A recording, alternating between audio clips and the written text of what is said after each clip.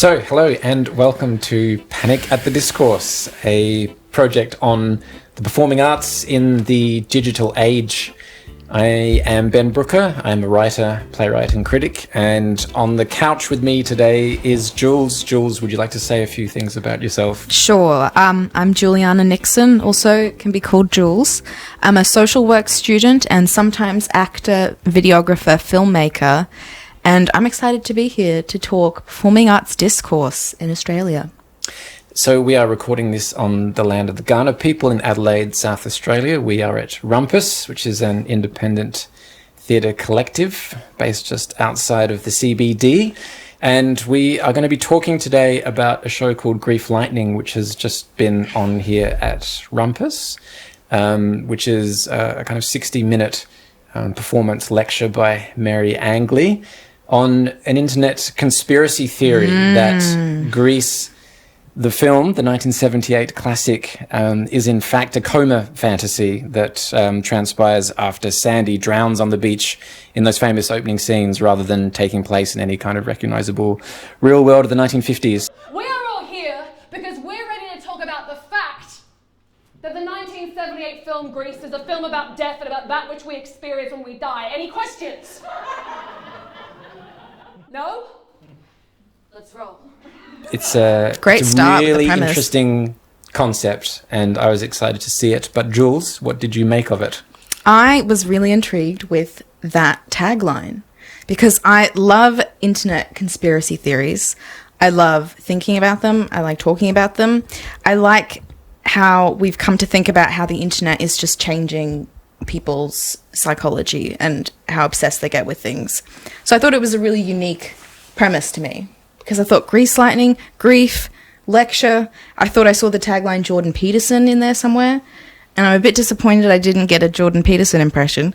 But I really liked this mishmash. I'll do mine later. Or we can have an impression off, because I know you. Yes, we'll do get a good there. one too. Maybe after some more wine, we'll get the courage to do that. But yes, I was really intrigued by all those themes. And I think it was a great energy of an hour play. Like, I was engaged and with her. I'm interested to know your thoughts. I was also really engaged with her. I think she's a tremendously charismatic performer. Totally. There's a kind of really natural, unforced quality, I think, to the way that she kind of draws your attention, which I was really impressed by. But I do have to say that I wish she'd engaged a director for her Rumpus season, because I know that this work has played previous seasons, and up until this point, at least, it's been kind of self-devised and very much self-directed, and I think that's obvious, and I think in some ways it's a little too obvious. In what way would a director? Because that's an interesting thought that I didn't think of. How would a director have made it different in your mind? I think that there's something about the performance that's a little one note at times, and I do wonder if a director or an outside eye, someone kind of slightly sitting out, outside of that, might have been able to kind of tease a little more, out of that performance, which I think is very much kind of set at 100%. I think from the beginning to the end, and I think I did feel a little exhausted by that by the end, even though it's a pretty short show. It's all over and done within 60 minutes.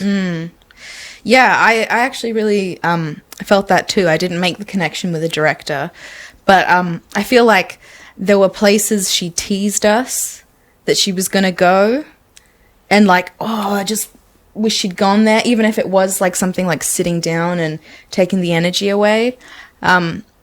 But overall, I think that her athleticism and her charisma, made it a really enjoyable time. But what else did you like about it? I think I'm someone who's very interested. You mentioned that you were kind of fascinated by internet conspiracy theories, and I've long been really interested in online discourse and online commentary and how people talk to each other online. And it is such a fascinating kind of crucible of the weird and the wonderful, and I think this concept kind of comes out of that. And I think it's a really interesting thing for theatre to be grappling with. And I think Mary does do it in a really interesting way, and I think she does use this form of the performance lecture, which I feel like I've seen before, but it's normally done in quite a kind of almost underplayed, ironic way, which Mary doesn't do. She's very kind of, there's something very upfront about everything that she Takes does. it by the balls. She's like, this is what this is. She does. Yeah. But I think that was a part of the reason that I became exhausted with it in the end, because there's something very insistent. Like you mentioned her energy. I think that she has a very consistent energy. And I think maybe after the show, I think you mentioned that there's this moment where she I think there's one moment where she does kind of lower the energy, and it's when she's talking about her personal response to the scene in Greece where I think, to use her words, it gets a little rapey, should we say. And little you know, rapey. I think for modern audiences it's quite an uncomfortable moment, and I think she does take the energy somewhere else then, and I think she starts to unpack something really interesting, but she doesn't, I don't know that she really goes anywhere with it. Can we play that scene? Yeah, that would be great. So I was about 6 when I first saw the film Grease. It was playing on network television. Used to do that a lot. But I was 6, and I loved it. I loved the singing, I loved the dancing, I loved the Pink Ladies, but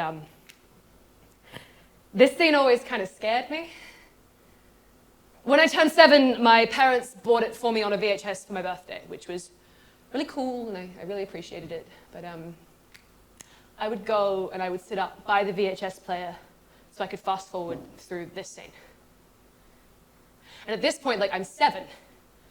I don't know what I'm looking at, but something about it just seems kind of off to me.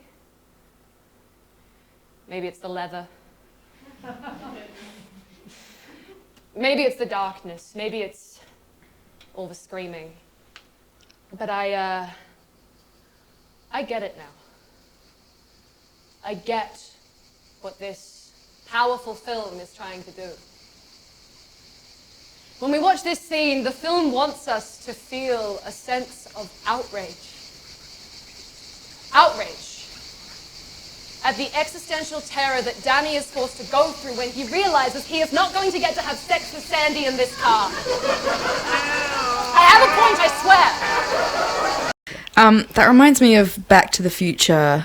You know, the Biff, is it Biff? It's just like totally trying to, can we say the R word? Like totally trying to R word the chick character. Right.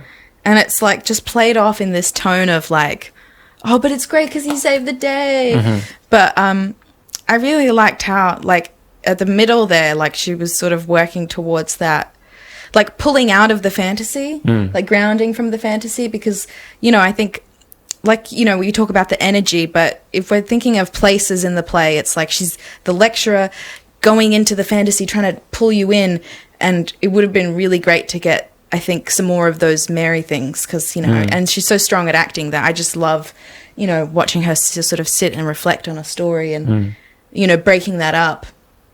But, yeah, I don't know if that would have made it not well-rounded, but like you said, given us more of a scope of, like, if you're going to take us somewhere so crazy, show us what the opposite is so that we get a feel for, like, how insane this conspiracy world, these theories are, by also, like, grounding it. Right. Because that would have given you the feeling of, like, oh, that's how wild it is. Because I thought that she was trying to sort of, like, my initial take was, okay, this is sort of an inspiration of those QAnon, Pizzagate, like, internet factions that veer off, and they're so obsessed in their own world that, you know, if they saw a therapist, the therapist would be like, just, what's here right now? What's in front of you? And in my social work, I've seen, like, shadowed clients like that. And it's like, they're on the internet, they can't be in the real world. I think that's such a great point, and unless I'm misremembering, I think that scene that we just watched is maybe the only point in the show where she kind of steps out of the lecture mode and gives the audience something that feels autobiographical and kind of real and earnest, and as you said, kind of grounded. And I think as you were talking, I was thinking about a book, a short novel by Patricia Lockwood that came out recently, was really highly regarded, called No One Is Talking About This. And it does something similar. Like the first half of the book is all kind of steeped in this kind of internet language, internet kind of culture, where it feels like nothing really matters. It's just kind of it's kind of games and it's language and it's play. But then in the later part of the book, the central character kind of comes up against like a family member with a terminal illness, and suddenly she's kind of thrust into reality, quote unquote. And the whole tone of the book changes and it becomes something incredibly moving. And there was a moment where I wondered if this show was going to go to a place like that, but it ultimately doesn't really, does it? Well, yeah, and I think that, like, you know, because I'm not saying that's, you know, if that's her vision, it's her vision, but I did have the idea that it was going to have some real world consequence, the idea of this kind of thinking or going there in this kind of realm, because the elements of what she was trying to talk about, the conspiracy, the internet, this kind of energy was really engaging. But like you said, maybe there would have been a director who had a super objective, like, sort of intent or questions they were trying to ask. And that would have made it so that I felt more like I knew what she thought about those things. Right. You know, because there was no director, I was like, I'm not sure what I think Mary's thoughts are. I think she's hilarious. I think she's really funny. I think she's got great stuff to say about, like, comedically about these things. But I think what you were saying about the directors made me realize, yeah, what questions am I supposed to come out thinking about, you know?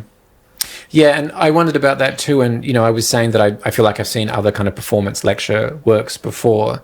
And I think often they sort of play off of, well, this is really a broader genre, actually, now that I'm thinking of it. But, you know, there's a certain kind of work that it kind of melds, I guess, high and lowbrow forms. And I think this is a good example of that. You know, it takes a kind of academic lecture as the form of it, but the content is this kind of, you know, silly internet conspiracy theory. And I think when I've seen it done before, often it doesn't necessarily feel like that's driven by anything profound. There's something entertaining about the way that those two things are in tension with each other.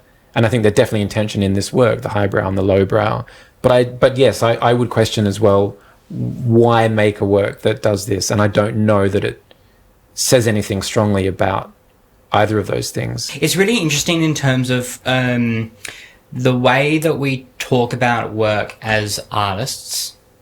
And I think this is especially true of work that is comedy or, like, popular, that is easy to kind of to pull it apart when actually this is the kind of thing that is not just popular, but popular in the way that we need theatre to be popular. Do you know what I mean? Like, that it was such an engaging work, I think, for a lot of the people that saw it, because they were seeing something that is kind of irreverent and doesn't actually, like, it doesn't, as you said, it doesn't have much plot or, like, it really is what it is, what it says it's going to be on the tin, and people enjoyed that just at kind of face value.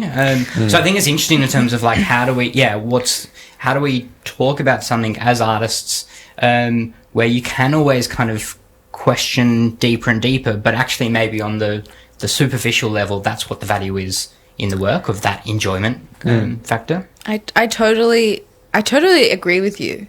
Like, I think we're going these places because this space is, like, facilitating it for us, that we can do all these what ifs and you know, all these things. But I totally agree that there is this sort of, like, elitism that you know, I think some comedian, and he said in response to someone who was trying to, like, you know, engage about comedy and the philosophy of comedy, and, you know, why do you want to be a comedian? And he was just like, you know, motherfuckers want to laugh. It's that simple. Like, sometimes I think it isn't that deep. And I think that by insisting that everything either should be or is worse if it isn't, that it somehow has less intrinsic value.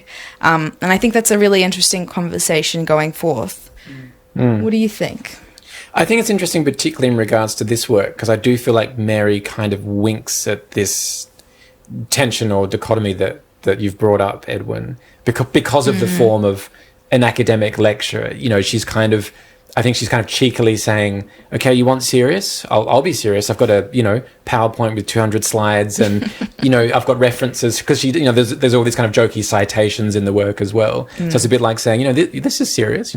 This is important subject matter. This is legit. Yeah. And I think she is bringing that expectation perhaps into question, I think. The expectation that there is something, truly profound at the core of this work. Yeah, I think though that like when I talk about that moment where she sits, I mean, that's a really interesting question because, let's say she had gone to more of those like, darker, deeper, quieter places. I mean, what would you have liked that? Or do you think like that's tonally that was what you were totally happy with? Yeah, I mean, I think like when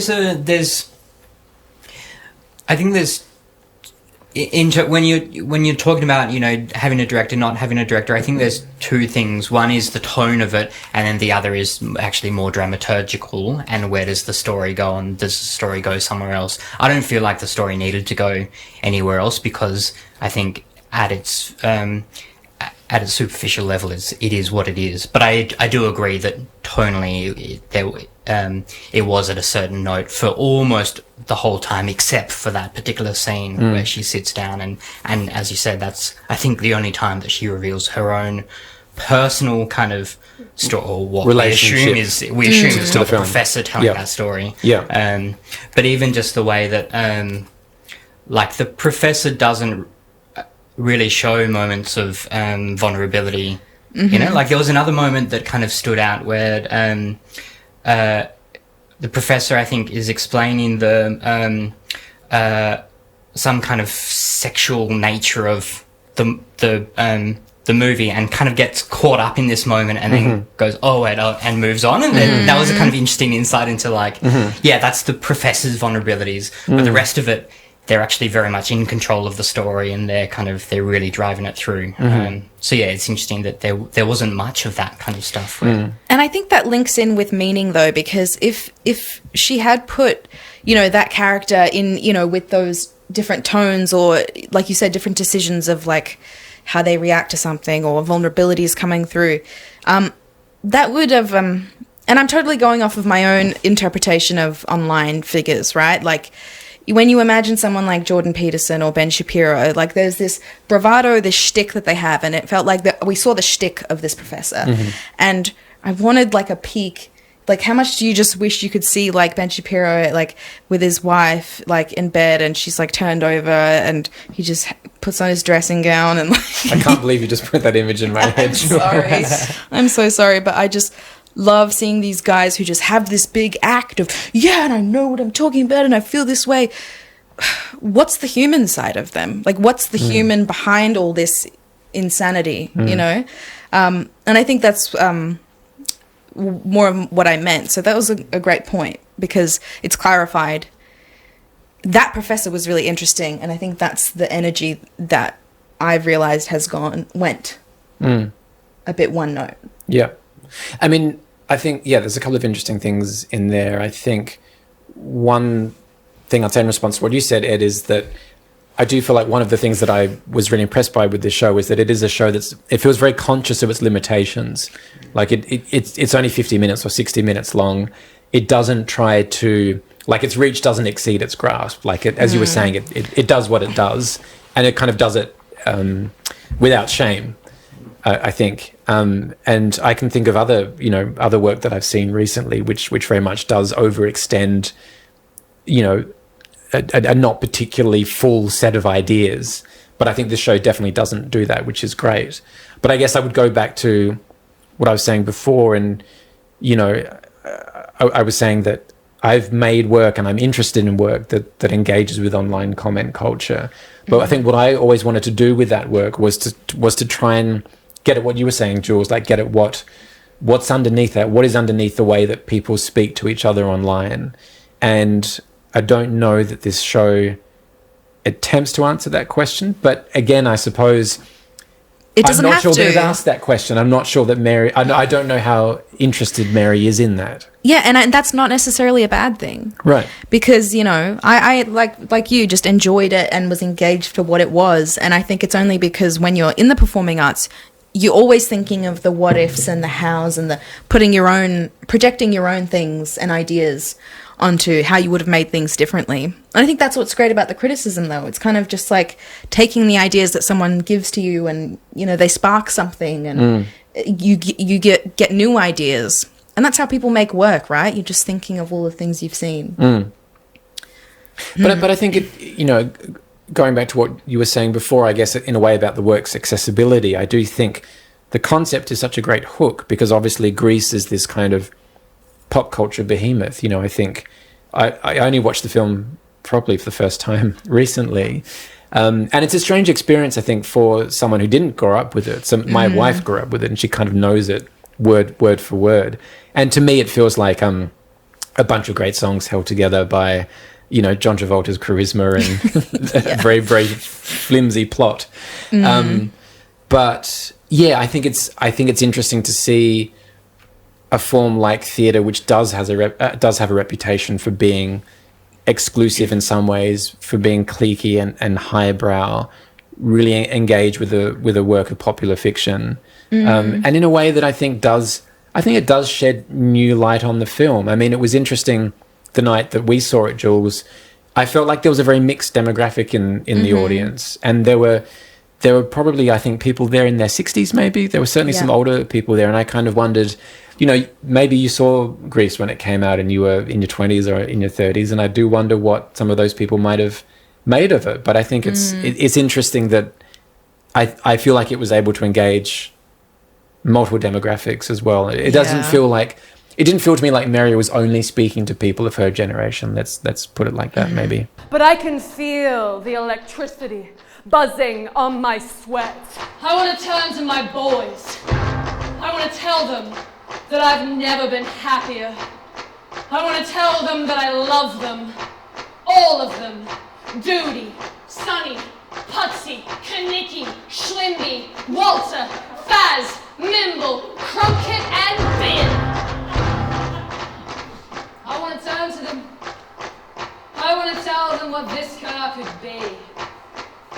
I want to tell them that this car could be tangible proof that we have walked this earth.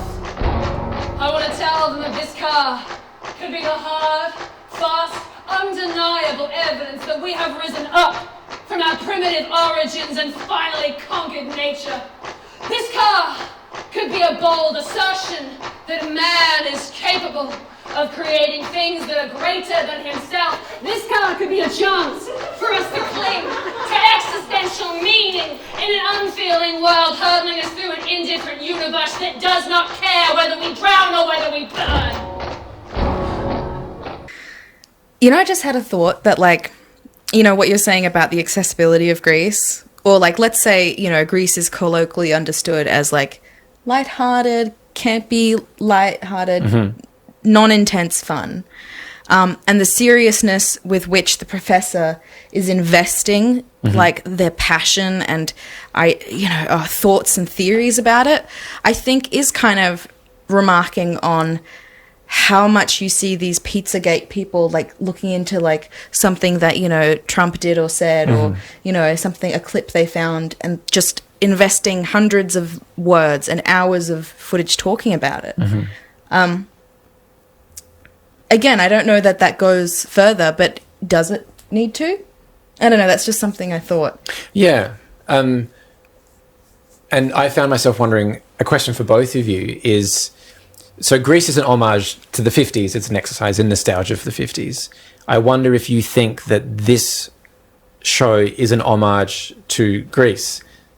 Do you feel like, because it's not, I don't think it's entirely clear what Mary's relationship with the film of Greece is, apart from the moment we've already talked about, the moment in the car that obviously she finds very uncomfortable and is very uneasy about. But more broadly, does it feel, you know, does this feel like a love letter to Greece or not? Because I wasn't sure, actually. Yeah, I don't know. I mean, I think like it is I do think that it is a parody of Grease, and thank God, because they've used the copyrighted material, and so it has to be a parody. Yeah. But I think it is. I think we get a pretty strong sense that she's an obsessive fan herself, and that she's created this character of the lecturer or the professor to be able to kind of indulge in her own kind of passions about it. But it's interesting in terms of, like, as you were saying, Grease is already a homage to the 50s, made in the late 70s, and then this is very much a homage to online culture and the kind of conspiracy. So it's really weird that it's like, is this 50s setting made into the 70s, captured online in the 2000s, and then created into a performance. Like it's really interesting demographically that it actually covers 60 years and three different generations. Yeah. And when you put it like that, it actually sounds like a very layered show. Yeah, I couldn't agree more. I think that she's obsessed and like positively, but I think like anything you enjoyed as a child, like she told us in that reflection, she was 6 and she loved it. There was this thing that made her a bit uncomfortable, but still she has the nostalgia effect of still holding that passion. And I think we all, I mean, who knows if that was intended to open up this conversation, but I think a lot of what you look back on that was made 5 years ago, it's like, were we allowed to say that word in digital media 2 years ago, 3 years ago, 4 years ago? It was 2008 when we stopped saying the X word, the Y word. And can you still enjoy a show that is as problematic as Grease as well? That was a great thing that came out of it and made me think of all media and how terrible it is and so problematic. Well, I mean, but we still love it. I mean, I think this show is one answer to that question, which is clearly we can still engage with problematic media without. I mean, there's no sense that Mary thinks nobody should watch Grease because there are deeply uncomfortable things in terms of, kind of sexual, and gender relations in the film. So I think it's interesting in that respect, given the, discourse around, so-called cancel culture at the moment. I think that's maybe one interesting part of it. And I think that's where it needed to have been a parody, to be able to not get caught up in the problem of the film. Do you know what I mean? Like the moments that most of the moments that use the material, she's kind of parodying the characters that are in the film. Like I might play one of the. Did you say parroting or parodying? Sorry, parodying. Thanks. Yeah.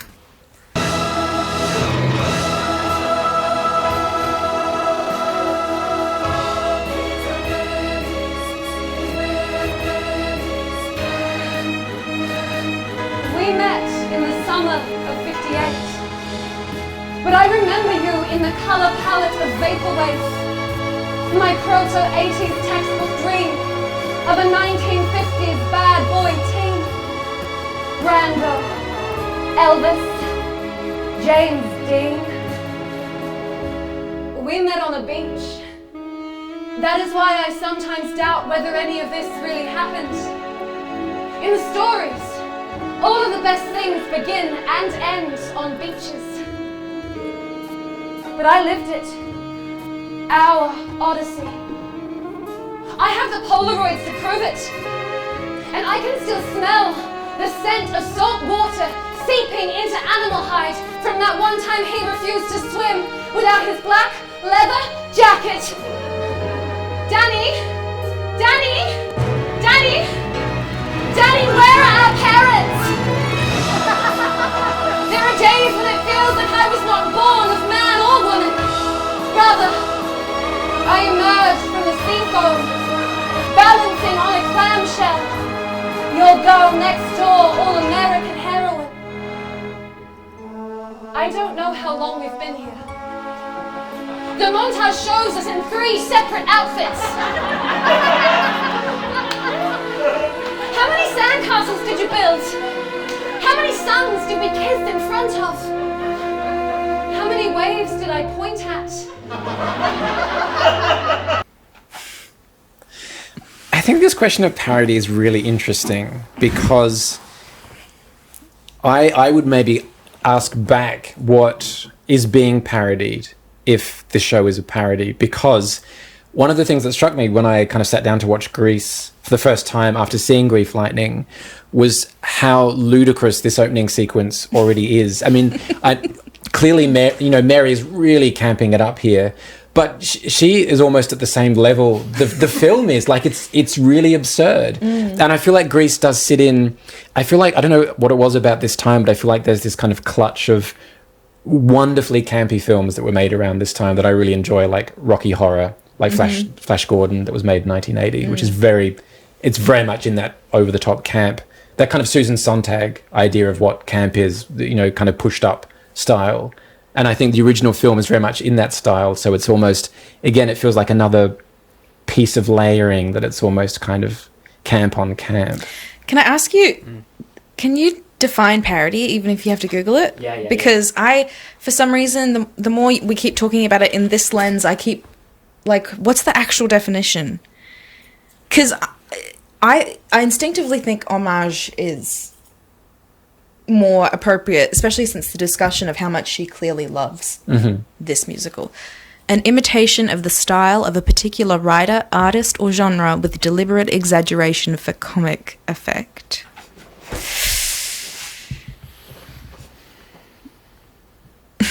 See, I think the object of satire here is not Grease. I think the object of satire is within the lecture style and the absurdity of online conspiracy theories and how pretentious they are.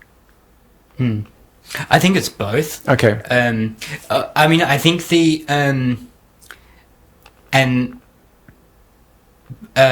this isn't me just kind of defending it, but I'm also conscious that one of the things that I fucking love about it is that they were brave enough to what is it, Warner Brothers or whoever who owns the rights? Who owns the rights? Yeah. That, like, No idea. This is a solo artist that is like that has just gone, I'll take that. Do you know what I mean? Like, I'll turn that into a show. And obviously, or she says at the start, I think maybe she wrote to the writer, but I think she just didn't contact them. I think there's a bravery in that I want to make sure that I support in not throwing her under the bus. But I do genuinely think that the way that the copyrighted content is used parodies the film, but the whole thing, I think, is not a parody of the film. I think you're right that the whole thing is a parody of the online conspiracy kind of culture and the particular conspiracies about the film. Right. But every time that the material is used, it very much fits within that definition. That makes a lot of sense again. I think, like you said, within that, there were moments of parody when she used those clips and indulged and exaggerated them and slowed them down and showed the wildest parts and the swelling of that music at the beach. Yeah. And it's funny that you say it's actually not that far off of the original.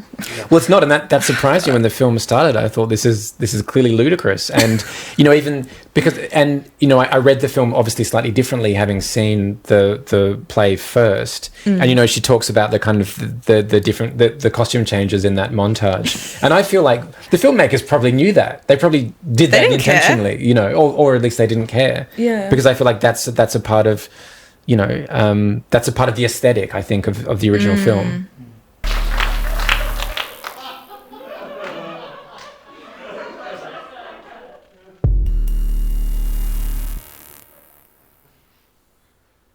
Cha-Cha Di Gregorio stands in the middle of the LA River, her arms arched up like an Olympic gymnast. We edge towards her. She suspends us for a moment. Her body is a scale, ready to weigh up our cars and our hearts against feathers. Leo announces, "You ain't gonna see me for dust, Zuko." What Leo doesn't know is that we were born from dust, and to dust we will return. Cha-Cha tugs the scarf from around her neck, and in one quick snap throws her head back, and we descend after it. This car is systematic, ultramatic, high dramatic. This car is penetrating down Thunder Road. She feels good. She feels slick. She feels tight. She feels like she just spent 3 months in a high school auto shop under the careful gaze and gentle hands of an adolescent street gang sweetheart. They don't call us greasers for nothing. We move through the Coliseum, filling the space with the smell of our gas and rubber. This car is systematic, ultramatic, high dramatic. This car looks like a whole new being, resurrected, painted white, and blessed with lightning bolts. Lightning bolts make cars go fast. I am faster than... These were my favorite parts when she went to this energy and like took it to that parody level of like almost the professor losing his cool stern and just like, maybe this is in our memory, this is actually when it was that Mary coming through of like the kid putting on the wig and being like, and this is what it was like. Because that did break it up for me. My understanding is, as well, is that one of the things they did differently in this production compared to the Fringe production is particularly that rear screen projection effect of Mary being behind and being able to silhouette herself against the projection. Those, and then the epilogue that happens, you know, set back an extra 30 meters. That those kind of more theatrical moments were what were introduced in this. I was thinking we should probably say something about some of those design elements. Sure. This is probably the only independent show I've ever seen that's got a kabuki drop. So huge kudos for that. That is always an exciting moment. And I think Dan Thorpe's score, if that's the right word, is kind of, it's quite interesting as well, because, you know, he takes bits of the kind of soundtrack from Grease and, you know, has a lot of fun, I think, with kind of adding elements of kind of glitch and interference and, you know, fuzz to them. And I assume he's also responsible for the quite interesting vocal effect that gets applied a couple of times, which I couldn't quite work out if she was kind of speaking to a recording or if there was an effect that was being applied live, but there was this kind of monstrous kind of echo that was happening at the same time as she reverb as she was speaking, which I thought was quite I thought that was really well done and really quite neat. And there was something about that to me spoke to what you were just saying about this, the sense of kind of absurdity and chaos going to kind of new levels, which I think the internet facilitates. You know, sometimes I'm really grateful because I've got such a fanish personality. When I get into something, I really get into something. So I get that aspect of the show. But in some ways, I'm so grateful that when I was young and most fanish, the internet wasn't around. Oh you know, my it came later, because I think I would have gone to some scary places if it had been. Do you know what I mean? I do. Yeah. Yeah, I have to agree with all those design elements. I think that there were like a few key areas where the sound design was very like taking a tab of acid before watching Grease. Yeah. Which I kind of loved. And I thought that totally lends itself to what you were saying of like this like fanaticism and like the level of commitment and like just adoring and loving and being invested in something. It was like semi-creepy, but I loved it. You know, like I like it when she pushed it there. And like the confidence and crispness with which that all blended together with the digital part as well was like, ooh. Like it felt very neat and effective. And is it fair to say my reading was that, you know, the kind of the professor or the lecturer character is kind of coded male, and I do think there's something significant about that for me, which is about, you know, the language, I suppose, of fanatical males online. Because it seems to me that, you know, I mean, you brought Jordan Peterson into this conversation. It's pretty well known that, I you know, sure did. His Yeah, Jules. Maybe we can drop our respective parodies in here of. Oh God! Oh gosh, darn it! Kermit the Frog. Where was I going with this? A male. Oh yeah, the gender. Yeah, it's quite well known that so, you know, most of the people that watch Jordan Peterson videos on YouTube are male. I don't know, Ed, you might know 70% or 80% or something. Yeah, I would guess, 80 or 90. And I'm guessing Reddit as well. I don't want to put you on the spot, but Reddit is a gendered Yeah. place. So I do think there is, I do think there is a critique in this show of that that dynamic. I would agree with that, and also how differently the professor acts, and sort of that, you know, like my interpretation was that it was sort of this exaggerated, more butchish, direct quality than when sort of she goes into these more like gender neutral fantasies, and it feels, you know, a lot looser. And I definitely like, and now that you just say that, I think that was intentional, but I didn't even pick up on it at the time. There's that lovely thing as well, when you get used to watching someone who is female playing a male character, then putting on a wig.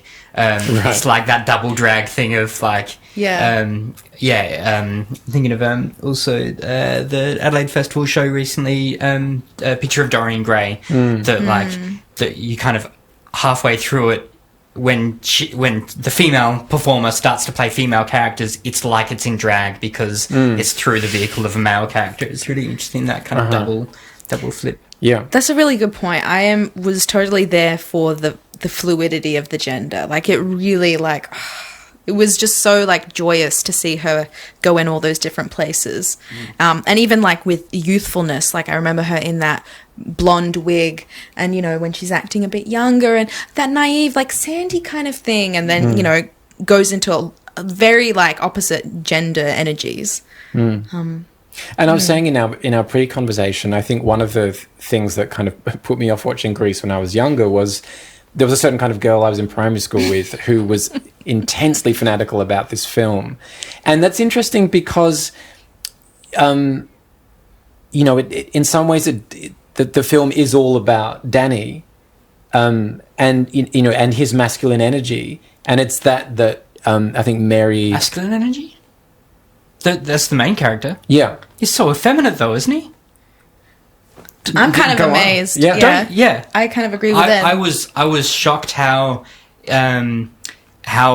effeminate he was. That it was like it felt very much like the presentation of a male, either for gay eyes or for kind of like female eyes, in the way that male gay romance is often written by female writers for female readers, like or teen girls. Yeah. It was interesting. I was shocked how effeminate he was. Right. Yeah. And Jules, you had the same read.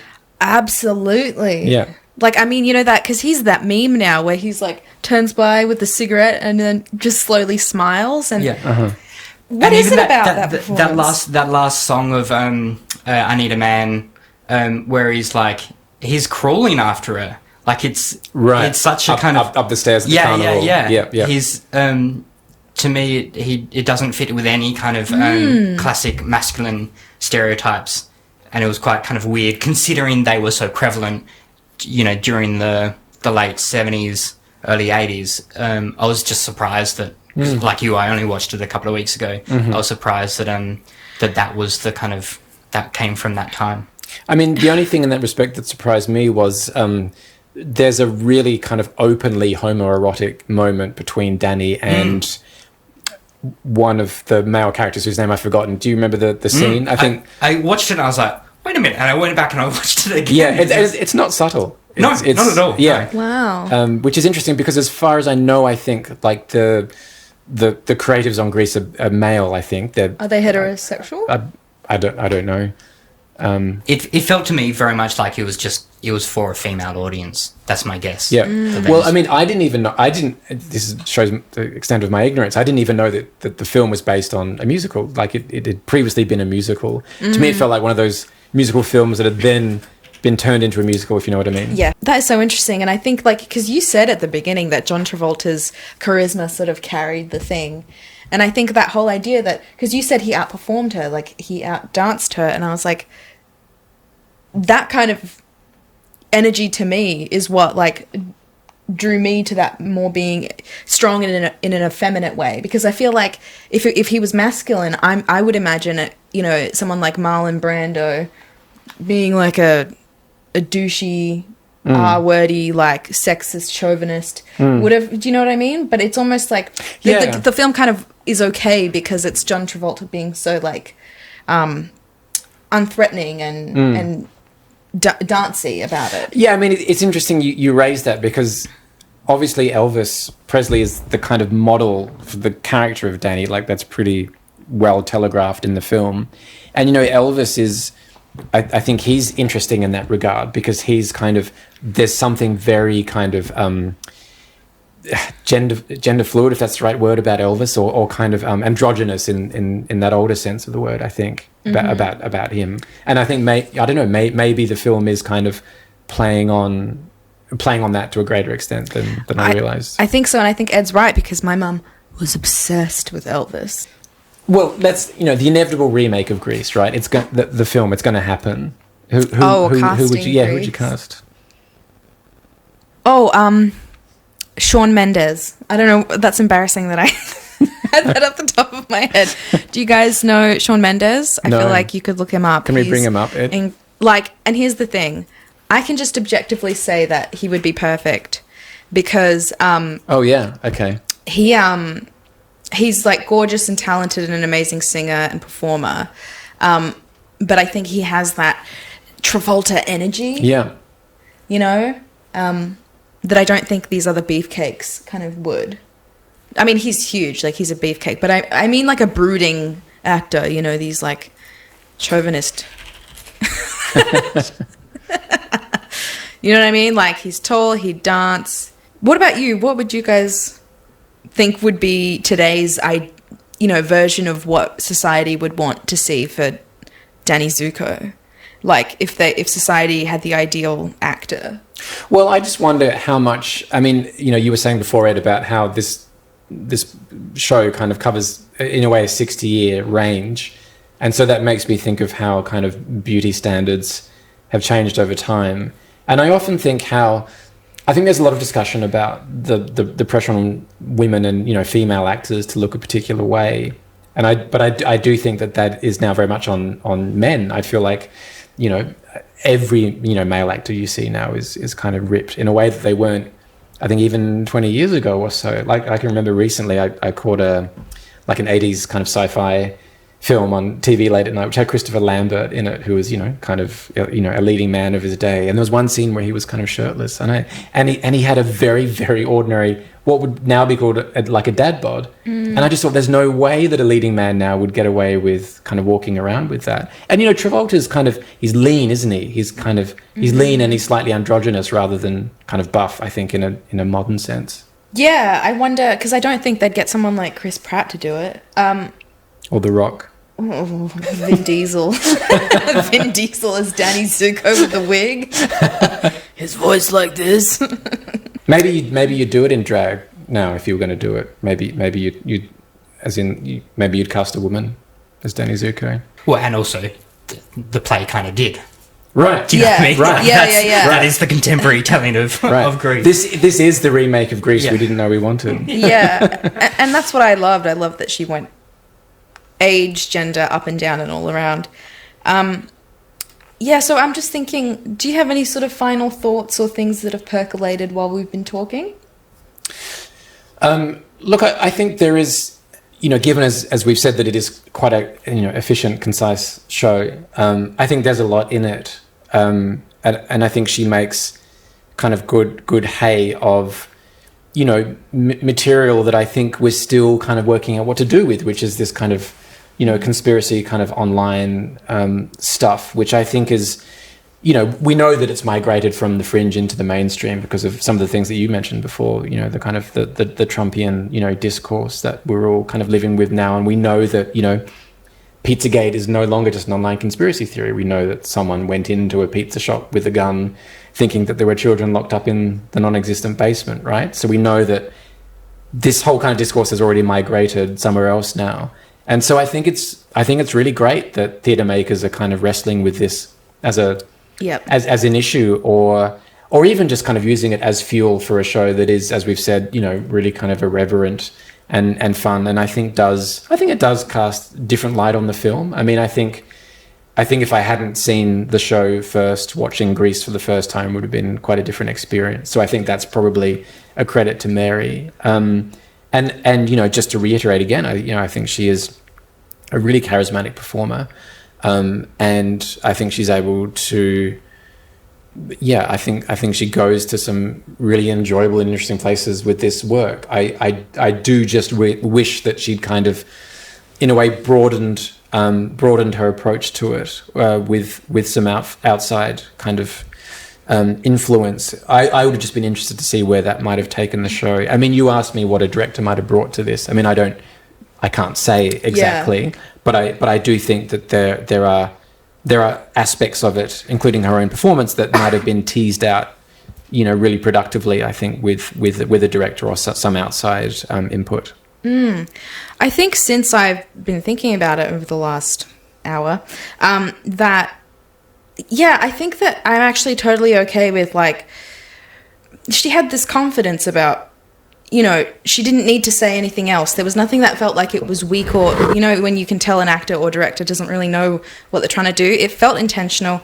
The energy was, like, super cruisy through. I think the only thing that makes me think about something else or the potential for other is that exhaustion. Just how, as an audience member who's sensitive, it was a lot to give in that give and take of audience and performer.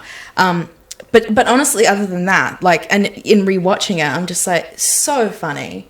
Her timing, her comedic timing, her embodiment of whatever it is, whatever character she was doing in whatever moment, her timing, her command. It was just like, it was genuinely delightful, and it was just really exciting to see these new ideas be taken on by someone with such, like, gusto and confidence that I'm genuinely, like, I would love to see her do more self-devised work, because I'm like, ooh, what else is she thinking about and obsessed with? And I'm on board for the ride of what she delights in. I'm, like, ready to delight with her where she goes, I just want to kind of throw in as well. I mean, I think one of the nice things for us, Jules, was that we were able to see it towards the end of the season. And as a critic, that's a luxury that I almost never have. Like, I'm almost always seeing shows on opening night. And I think that there is a problem to that. I mean, I think there's a good reason that critics see shows on opening night, obviously. But I think it doesn't necessarily give you an insight into kind of fully formed work. And, Ed, you were saying before we came on that, you'd seen the show on opening and then you saw it again on the night that we did, which was the second to last performance, I think. And, you made the point that it had come a long way in that couple of weeks. And so I think, for me personally, it was really nice to see a work towards the end of the run where obviously she'd been able to really kind of, more fully inhabit what she was doing.